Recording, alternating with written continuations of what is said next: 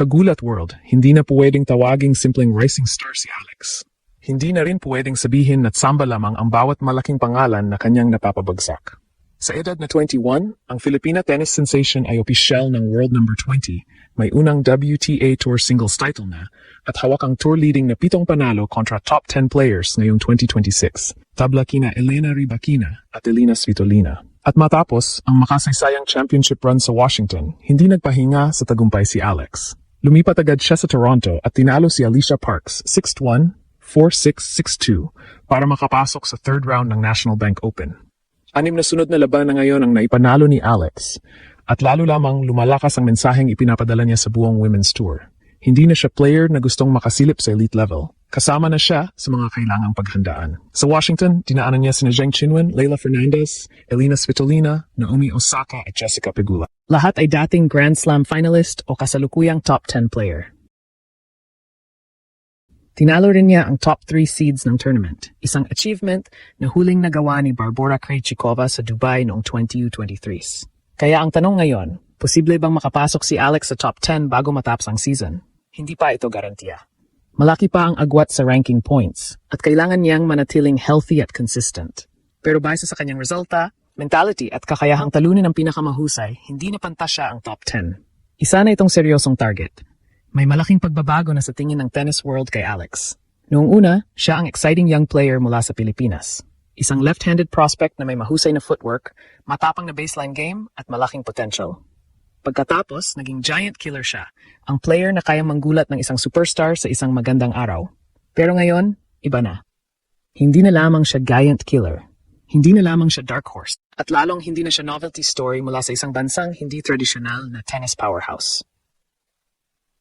Alex is now a certified threat. Ang katibayan? World number 20 na siya matapos umakyat ng 8 puwesto dahil sa kanyang championship run sa Washington. Siya rin ang unang Filipina na nakapasok sa top 20 ng WTA rankings. Ngunit mas mabigat pa sa ranking ang kalidad ng kanyang mga tinalo. 7 top 10 victories na ang kanyang naitala ngayong season. Pinakamarami sa tour, tabla kina Rybakina at Svitolina. Hindi ito numero na nakukuha sa puro madaling draw.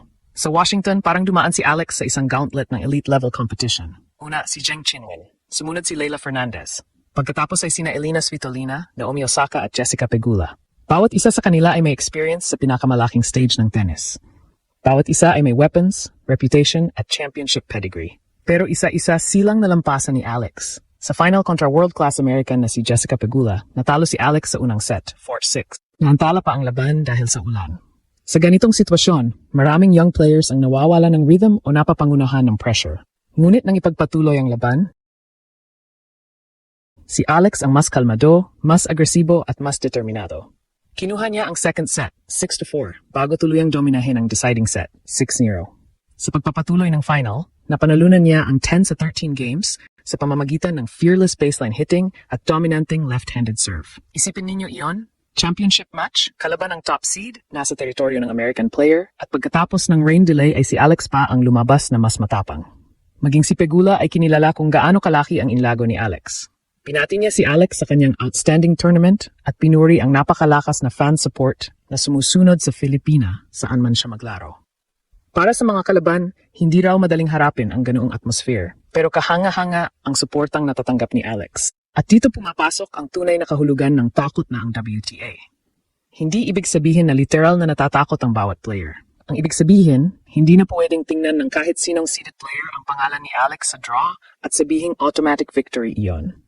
Kapag nakita nila ang pangalan ni Alex, kailangan na nilang maghanda sa left-handed patterns. Kailangan nilang bantayan ang mabilis niyang pagbabago ng direction. Kailangan nilang maging handa sa extended rallies, sa kanyang defense-to-offense transition, at sa crowd na halos laging kumakampi sa kanya. Pinatunayan din ni Alex na kaya niyang manalo sa iba't ibang paraan. Kaya niyang magdomina mula sa umpisa, gaya ng ginawa niya sa first set kontra Alicia Parks sa Toronto. 5 sunod na games ang kanyang kinuha mula sa 1-1. Hindi siya humarap sa breakpoint at palagi niyang naipit si Parks mula sa baseline. Kaya rin niya mag-adjust kapag nagbago ang momentum.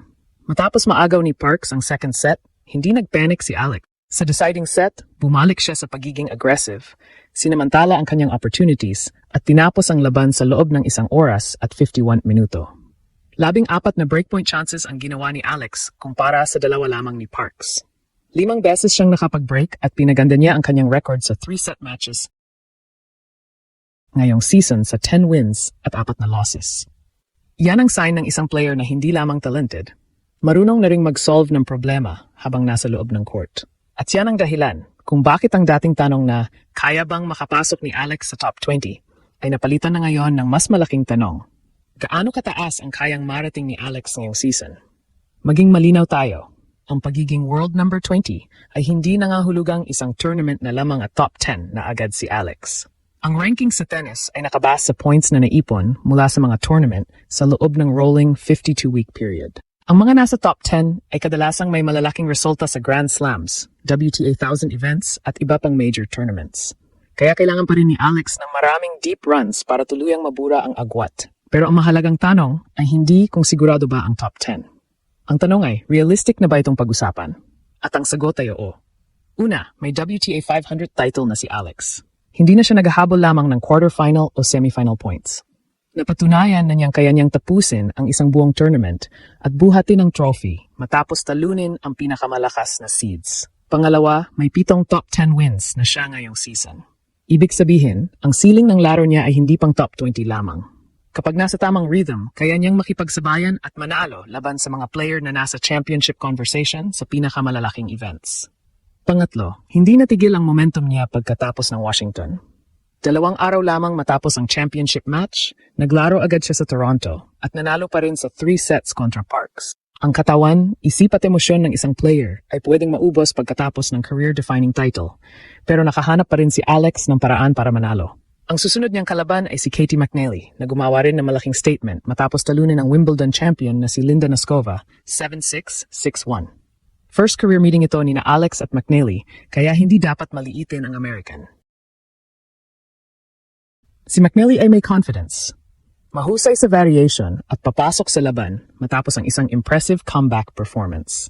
Pero dito makikita kung gaano nakalaki ang pagbabago sa status ni Alex. Dati kapag haharap siya sa player na bagong talo ang isang top 10 star, si Alex ang tatawaging underdog. Ngayon, pagkatapos ng kanyang Washington title at 6 na sunod na panalo, maraming fans at analysts ang maaring tumingin sa kanya bilang player na kailangang talunin. May target na sa kanyang likod. Pag-aaralan na ng mga kalaban ang kanyang tendencies. Hahanapan na siya ng kahinaan sa serve, return position at patterns sa pressure points. Mas magiging motivated ang bawat opponent dahil ang pagtalo kay Alex ay isa na ring malaking headline. Kaya ang susunod na level ng kanyang development ay consistency. Hindi sapat na kaya niyang talunin ang top 10. Kailangan niyang mapanatili ang mataas na level kahit pagod, kahit hindi perfect ang teaming, kahit hindi gumagana ang strongest weapon niya, at kahit pabor sa kalaban ang crowd.